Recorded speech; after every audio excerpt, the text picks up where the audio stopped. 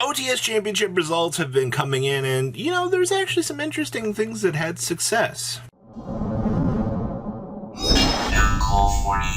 Make sure you guys smash the living crap out of that subscribe button so you guys don't miss out on more awesome content. Is this Altergeist? Yes, it is. This was actually the thing that caught my eye the most out of this weekend's OTS championships.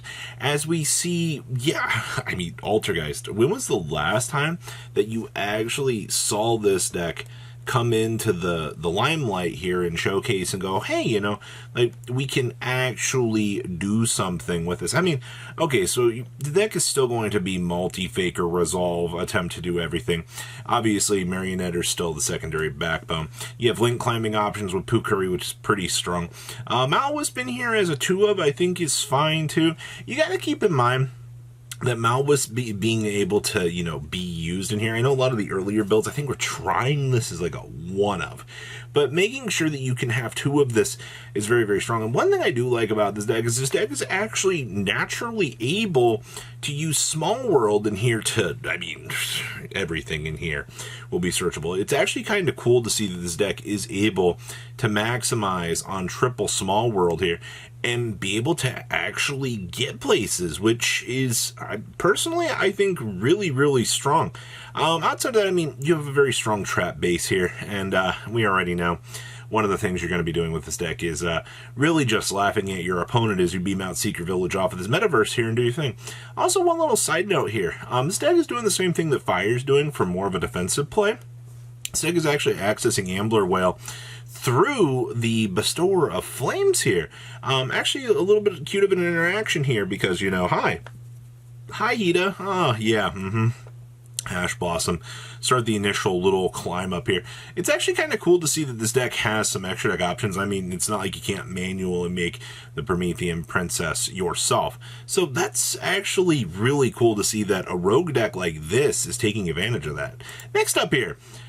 Oh man, the state of Labyrinth. Let me tell you, I think it's really cool to see that a duelist out here managed to, try something with this. I think the thing that I find hilarious about this is these ratios in this deck are kind of wild to me, because just 1 pot of extravagance? Yeah, that's right. For whatever reason, they just opted to not play more. And when I initially saw this, I was like, what in the world is going on here? Like, what possesses them to design this and go, okay, so this is the most optimal method to play this? Well, it did work out for them. Usually we are playing a traptalizing tune in here as well. Discarding the level 4 or lower or a normal trap. How many normal traps do you have in here? Being able to also kind of yeet out your transaction rollback so that it's fully loaded up in the graveyard is kind of cool. But this build, these traps, like actually seeing Waybridge seeing play is actually kind of cool. You actually have the Dimension Ground built into the main deck here. So that tells me that, they were trying really hard to pull aggro for some of these options in here to kind of, at least make sure that they were good to go. And you do get to see the very ugly, very mean, very cruel Barrier Statue of the Abyss actually showing up in this deck. Actually having this as like a baseline for this deck, hey, Fiend is literally the best, unless you start running into Yubel a little bit more, but that's a story for another day, right? Like, Yubel's not really a crazy deck that we have to worry about per se just yet. Maybe at a later time. Also, hi Simul Archfiends, and the Archfiends Ghastly Glitch seeing a little bit of play in here as well. But outside of that, very, very heavy tacked out choices showcasing that these decks can do, well, some interesting things. Next up here, I am actually really happy to see this. This actually ended up winning its OTS championship out here. Gotta love some Value Town for Centurions. I've been told that, like, this deck's not very good right now. And then I like to bring up the fact that you have an entire turn skip built into your deck. I don't understand why people don't understand that this deck is super sacky.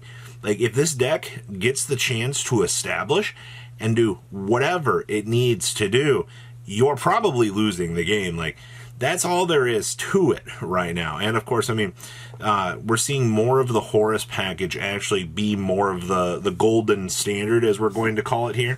Because, I mean, hey, 1 level 4 monster plus your level 8, you're automatically a Crimson Dragon Legatia. You can leave, hop along on the field. You've also got access to set up some zombie vampire action in here. A Photon Galaxy Lord as well.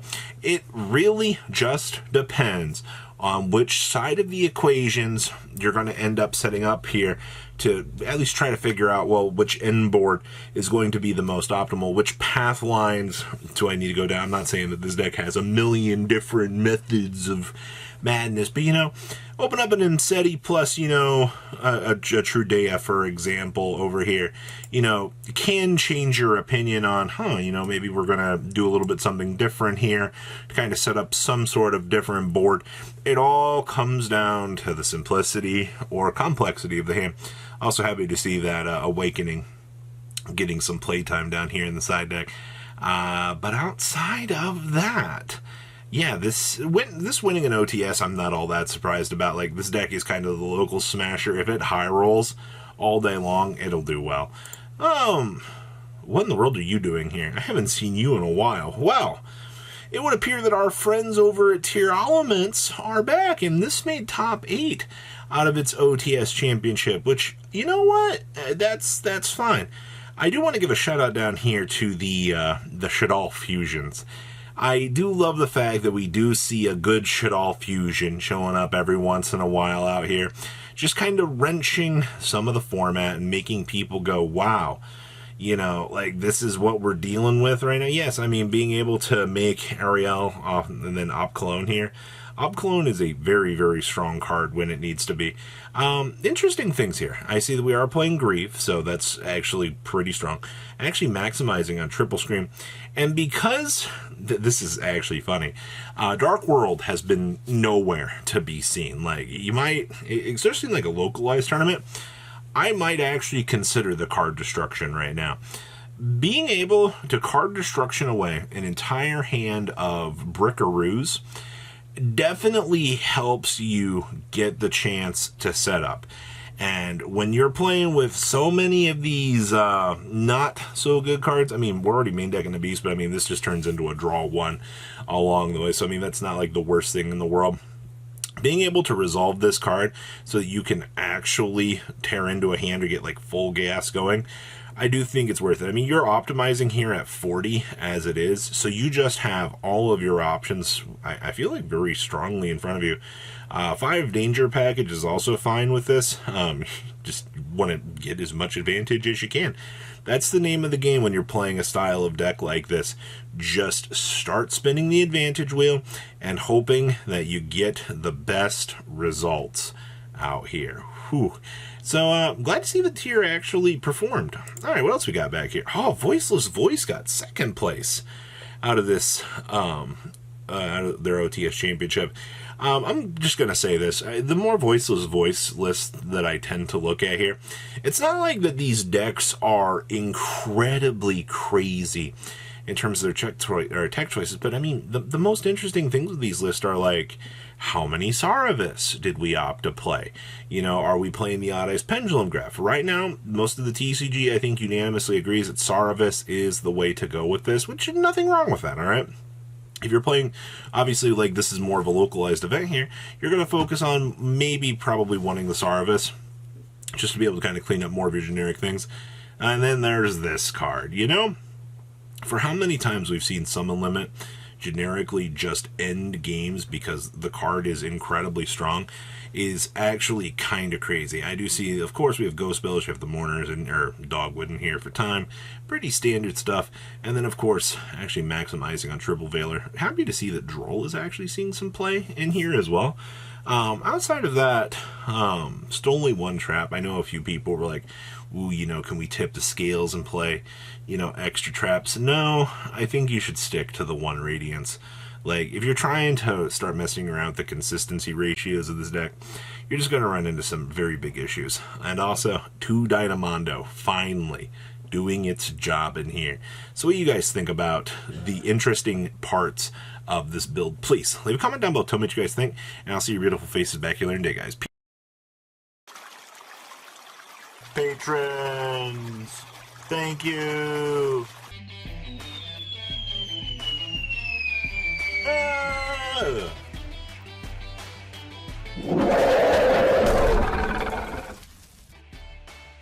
Thank you so much for watching. Check out these other videos.